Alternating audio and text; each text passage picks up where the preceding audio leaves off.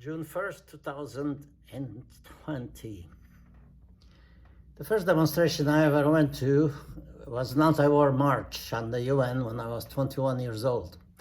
I can report from that experience that I only did it to meet girls. I was against the war like any self-respecting poet. But I was allergic to slogans and found unbearable things like LBJ, LBJ, how many kids did you kill today? That didn't do much for me. To that end, I convinced some of my Puerto Rican friends from Avenue C to form a ferocious fighting force that carried large signs that said, "Oxidize the gargoyles," a line from French poet Arthur Rimbaud, who had participated in the Paris Commune a century earlier and was still the best remembered of his comrades who died unpoetically chanting prose in French. The march on the UN was huge and mostly peaceful, but we were suddenly attacked by mounted police swinging nightsticks at our group. They left the LBJ, "How many kids did you kill today?" for later.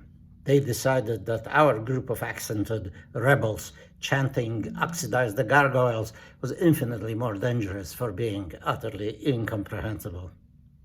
I started running as fast as I could, and I found that I took a girl's hand in flight, and we ran together through this sexy sprint away from the men on horses.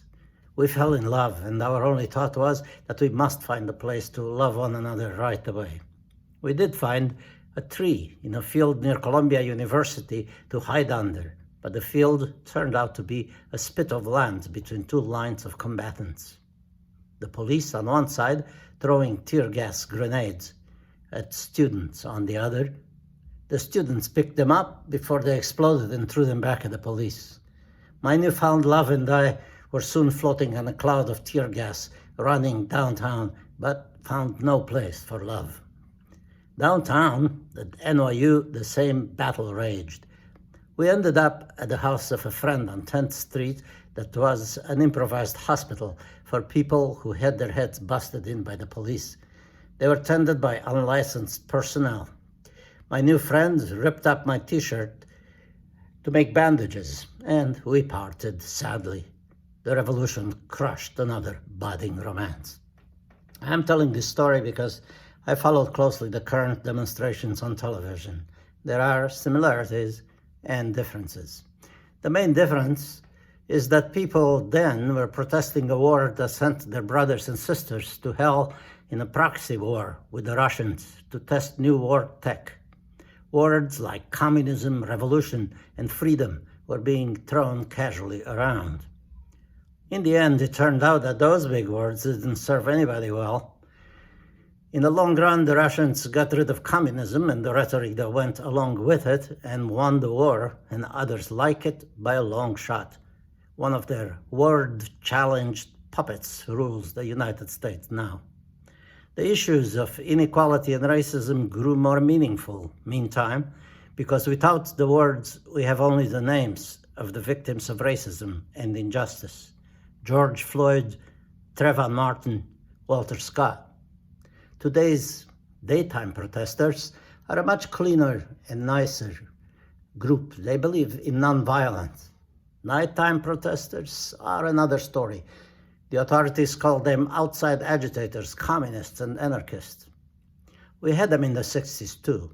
Back then, they were mainly FBI agents starting riots, the tactics of divide and conquer that worked so well because the pictures on television convinced Americans that the young were communists bent on destroying our way of life, and they re-elected Richard Nixon, a vile crook.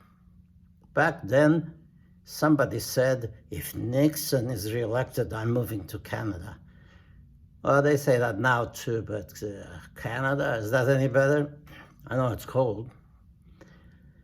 It is no coincidence that Elon Musk launched his space rocket the day the street riots were on television. Television was busy. The rich were leaving the planet. In the late 60s, people thought they died for ideas, but they were only killed by big words. "Are you now, or have you ever been a communist?" asked my citizenship officer. I truthfully said no, but then I saw that not long after the question had been changed. Are you now or ever, have you ever been an anarchist? It won't be long now before they will start asking, are you now or have you ever been a human? Try and say no to that one.